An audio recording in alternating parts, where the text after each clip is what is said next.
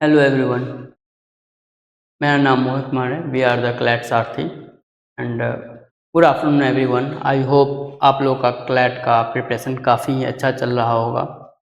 और आज का जो हमारा वीडियो है ये बेसिकली आपके क्लैट के एग्ज़ाम में टाइम मैनेजमेंट के ऊपर है।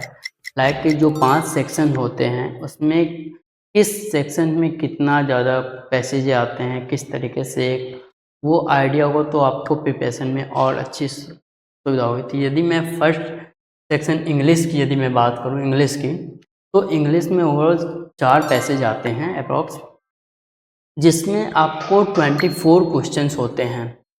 और इंग्लिश में जो 24 क्वेश्चन है ये बेसिकली टोटल पैसेज बेस्ड होते हैं। आपको पैसेज को पढ़ के समझ के फिर आपको आंसर करना होता है।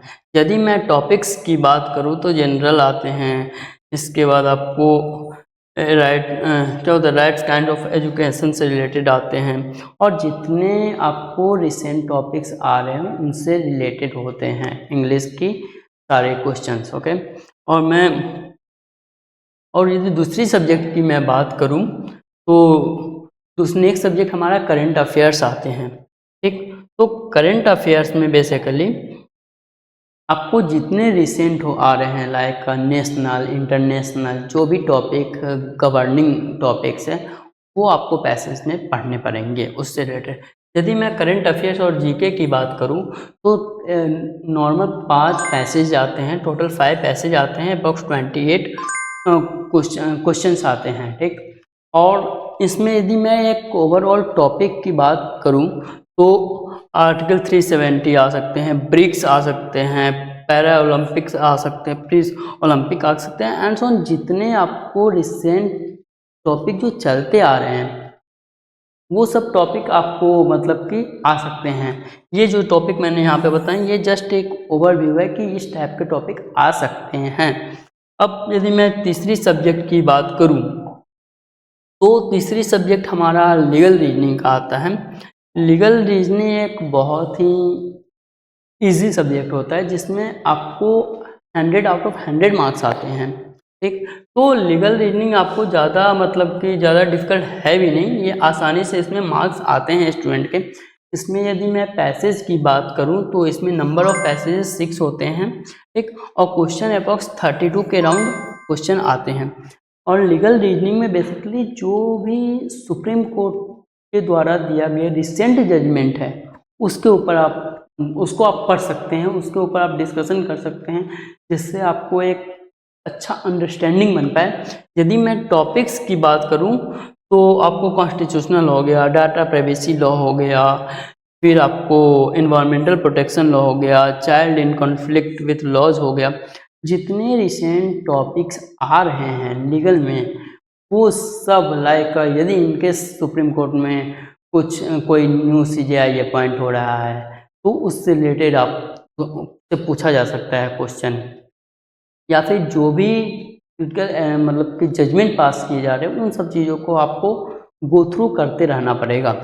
अब यदि मैं नेक्स्ट सब्जेक्ट की बात करूं तो वो है हमारा लॉजिकल रीजनिंग। लॉजिकल रीजनिंग में आपको 4 पैसेज आएंगे। ठीक, और इन 4 में आपको 24 क्वेश्चन के राउंड रहेंगे। ठीक, और ये भी बस आपको पैसेज पढ़ना है फिर आपको जवाब देना है, उस तरीके से यहाँ पे होते हैं। इसमें आपको देखें तो कोविड-19 से रिलेटेड आ सकता है, या फिर पैसेज फ्रॉम इंडियन एक्सप्रेस जो कि मेंटल हेल्थ से रिलेटेड हो गया, सीटिंग अरेंजमेंट हो गया, ब्लड रिलेशन हो गया, इन सब तरीके से आपसे क्वेश्चन पूछा जा सकता है।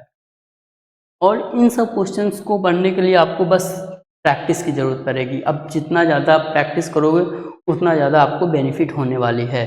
अब और यदि मैं लास्ट सब्जेक्ट की यदि मैं बात करूं तो लास्ट सब्जेक्ट आपका हो जाता है मैथ्स का। ठीक, तो मैथ्स में बेसिकली ज़्यादा डिफ़िकल्ट मैथ्स नहीं आते हैं उसके क्लैट का, और ना ही ज़्यादा आपको फॉर्मूला मतलब ज़्यादा कंसेप्चुअल आते हैं। आपको जस्ट फॉर्मूला याद करना पड़ेगा, फार्मूले पे बेस्ड वो क्वेश्चन पूछेंगे। यदि मैं क्लैट की बात करूँ तो क्लैट में अप्रॉक्स आपको 2 पैसेज रहेंगे। ठीक, जो कि एक डाटा दिया हुआ रहेगा, लाइक कोई इंडेक्स हो गया या फिर किसी भी चीज़ से रिलेटेड आपको डाटा मिलेगा, उस डाटा पे आपको बेस्ड क्वेश्चन रहेगा। अप्रॉक्स 2 पैसेज में 12 क्वेश्चन के राउंड रहेंगे, यदि मैं आपको टॉपिक की बात करूं तो टॉपिक में आपको परसेंटेज हो सकता है, रेशियो प्रोपोर्शन हो सकता है, सिंपल इंटरेस्ट हो सकता है, और भी जितने सारे बेसिक मैथ्स है ना वो सारे आपसे पूछा जा सकता है। तो ये बेसिकली आपको मैंने एक रफ आइडिया दिया है कि इस तरीके से आपका पैसेज इतने पैसेज हो सकते हैं और इस तरीके से आपको टाइम मैनेजमेंट करना होगा।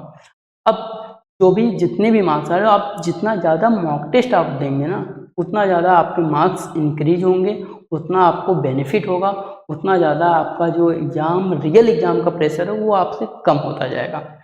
And this is the best way to your time management. Okay, and thank you for watching.